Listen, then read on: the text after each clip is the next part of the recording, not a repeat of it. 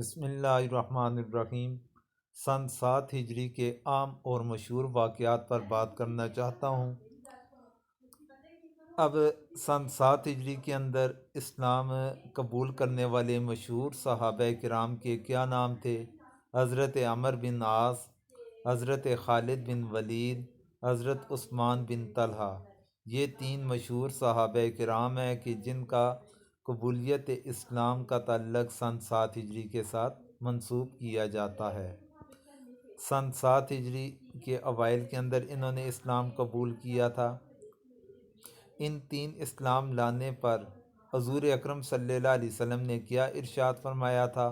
آپ نے فرمایا کہ قریش نے اپنے جگر گوشے ہمارے حوالے کر دیے ہیں۔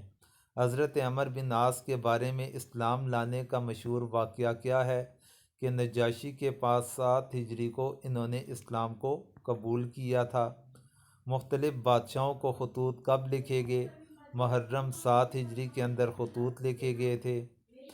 سریہ خثمہ کب روانہ ہوا؟ سن 7 ہجری میں۔ مسلمانوں کے ایک گروہ کی حبشہ کی ہجرت سے مدینہ واپسی کب ہوئی تھی؟ محرم 7 ہجری کے اندر ان کی واپسی ہوئی تھی۔ غزوہ خیبر کب پیش آیا؟ محرم 7 ہجری میں پیش آیا۔